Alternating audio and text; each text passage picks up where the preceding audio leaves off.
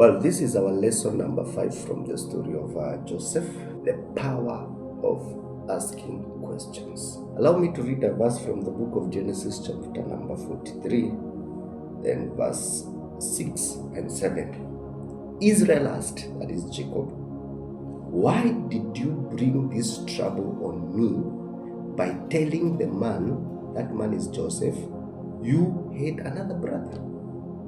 Number 7 now is our key verse. It says, they replied, "The man questioned us closely." The power of asking questions. The man questioned us closely about ourselves and our family. "Is your father still living?" He asked us. "Do you have another brother?" We simply answered these questions. How were we to know he would say, "Bring your brother down"? You see, sons of God, let me explain something to you. People who have learned the art of asking questions, sometimes they ask when they know answers. In this case, Joseph already knew that these are his brothers. He knew that he has another small brother by the name Benjamin. You know, when you ask questions, you want to study the thinking pattern of the other person. Even God himself asks questions. He asked Adam, "Where are you?" And God is all-knowing. The reason why in the body of Christ there is a lot of deception is because we don't ask questions. I am a businessman, and I've come to learn that the customers who ask questions, they are the ones who end up buying the best products. The reason why there's a lot of deception is because people fear to ask questions. They are told to do this, they do without thinking. Asking question is not rebellion. Asking question is an art whereby you are able to know the thinking pattern of the other person. You will not be manipulated. You will not be deceived. You will not be used by men if you have this art of asking questions. Learn to ask questions. You know, Joseph knew his brothers, and he knew they know how to play games. He knew they are sharp boys. So he knew these guys, I have to interrogate them. I have to ask them questions. He was willing to help them. Yes, the restoration was about to take place, but he had to interrogate them closely. They are testifying, they are saying, that man interrogated us closely. He asked us very deep questions. You know, when I was growing up in the things of God, reading the stories of Jesus sometimes would bore me, because Jesus is one of the people, you would ask him question and he would answer you with a question.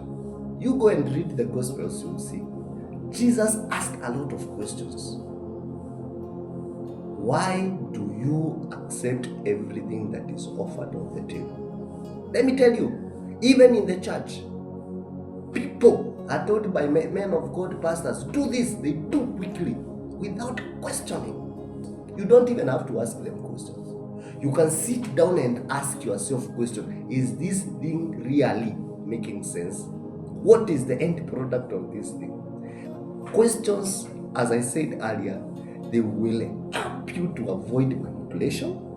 They will help you to avoid deception. And more importantly, questions will help you to make a better decision, a wiser decision. A friend of mine is in business too. But before he makes a move, he asks almost everybody a question. Even the people you think they will not, they doesn't matter. He will ask them questions. He is collecting materials so that now he goes sit down and he makes a more refined decision. You are about to get into marriage. A gentleman comes. You will see his chest. You see his beards. You don't ask. You just fall in the trap. 2 months down the line, you are asking for divorce. You didn't question him. You didn't interrogate him. You didn't learn more about him. How will you know more if you don't ask him questions?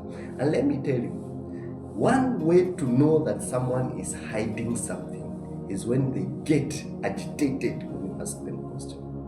Questions have a way of digging deep into the soul of a man, and many people don't like that.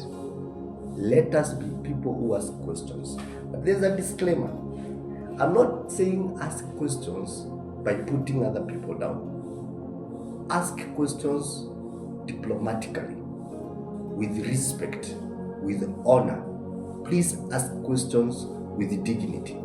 Because there's a problem, especially in our country, where the people even who sometimes call themselves activists. Yes, you are standing before your president, your member of parliament, despite their weaknesses.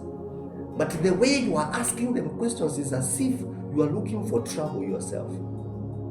Even me, I will not answer you, because your approach will determine the response.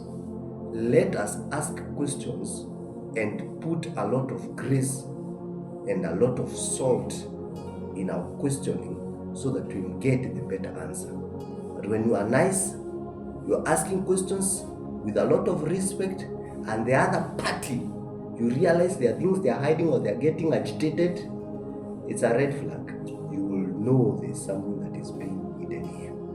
Joseph has taught us today a very important lesson. What is it? Asking questions.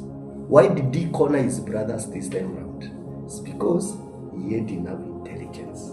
He had asked themselves, they had gathered information to him. So when he was making a decision to reunite with them, it was a decision which was well nourished.